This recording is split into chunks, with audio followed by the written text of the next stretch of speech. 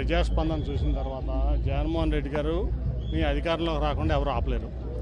So ఎవరైనా కుట్రలు చేసినా ఇవాళ జగన్మోహన్ రెడ్డి గారు ఇంతకంటే ముందు ఇంత ముందు కంటే కూడా ఎక్కువ సీట్లతో మళ్ళీ ప్రభుత్వాన్ని ఫామ్ చేయబోతున్నారు.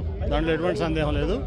కాబట్టి ఎటువంటి కుట్రలు, ఇటువంటి కుటీల రాజకీయాలు ఇవన్నీ కూడా ఆపితే మంచిదని చెప్పి నేను అందరికీ, ఎవరైతే ప్రతిపక్షాలు ఉన్నారో వాళ్ళందరికీ కూడా నేను మనవి చేస్తాను.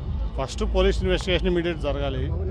అది ఎందుకంటే నాకు ఫస్ట్ ఒక టప్ అని సౌండ్ వినపడింది. నేను అక్కడ ఉన్న 40 సెకండ్ తర్వాత సీఎం గారు చేయి పెట్టుకుని కిందకు తోలడం చూశాను. నేను ఇంకా ఇదైందనుకుంటే ఈ లోపు దెబ్బ వెళ్ళి పక్కనే వెల్లంపల్లి గారికి కూడా కంటికి చాలా తీవ్రమైన గాయం అయింది. ఇవాళ ఇది చాలా తీవ్రమైన పరిణామం, మామూలు పరిణామం అట్లాగే ఉంది కదా. ఇప్పుడు నేను అనుకుంటా ఏంటంటే, ఇప్పుడు వివేకానంద స్కూల్ ఉంది పక్కన, టార్గెటెడ్గా చేయకపోతే అది జరగదు. అది కంపల్సరీ ఏదో కుట్ర ఉంది దీంట్లో. లోకేష్ 600 మందిని హైర్ చేసుకుని ఒక 4 ఏళ్ళ నుంచి ఇదే పనిలో ఉన్నాడు. సోషల్ మీడియాలోనే బతుకుతున్నాడు అతను.